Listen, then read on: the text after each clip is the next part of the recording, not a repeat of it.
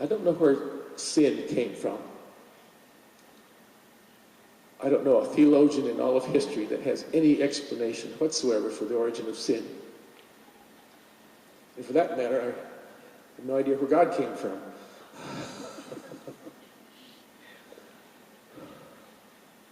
But he's there. And if you're really smart and you're not sure about that, but you've heard of what he's done, I would check these things out. Now, you might say, I haven't really met anybody who's been raised from the dead.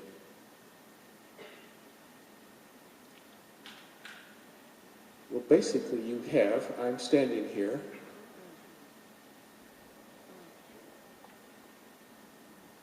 I'm as close to the case as you can get. 2 years ago, I was totally brain dead. I had a massive terminal vascular dementia and strokes and MRIs. My brain had shrunken down, quit. Everything had gone wrong with it. I lapsed into total dementia. For 3 months, I lost my memory entirely. I was totally helpless. I couldn't brush my teeth, put on my shoes, take a shower. I was a complete basket case. I was unconscious 23 hours a day. The doctors gave me 2 weeks to live when my swallowing would be shut down. Heidi was told to call my children and closest friends to Africa to say goodbye, even though I couldn't communicate.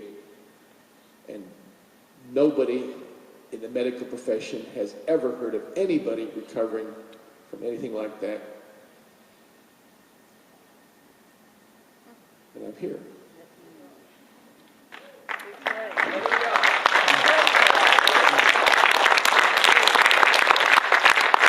I could talk to you all day of what that was like. I got my brain healed, memory back in a single day. No medication, no counseling. No, it was just.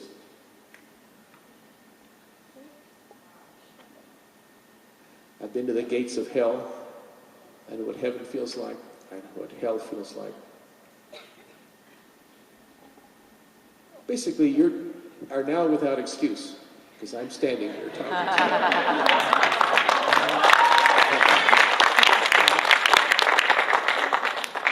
you. You have been warned. You have been warned. Now, I think the fear of God is the beginning of wisdom. If you're not afraid of God, you are really stupid. I say that in the most compassionate way, because there's no sense to it. You've seen creation. There's not a scientist alive that can explain how life came out of non-life. I don't care how many carbon compounds there are around.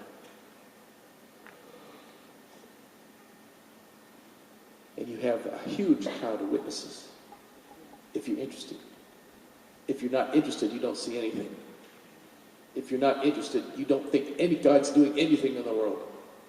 If you're interested, there's a cloud of witnesses. Tens of thousands of testimonies of God's miraculous power, if you're interested. Now, you are here at Harvard and Cornell and Columbia and all these colleges pursuing knowledge. And I'm urging you to get some real knowledge. Get some knowledge of what God is doing in the world. Get a hold of testimonies. Get a hold of reports. Go places. Investigate things. Find out. Listen. Read the Bible. What's the difference between red hot revival and a Bible study? In a red hot revival, you believe every word of it.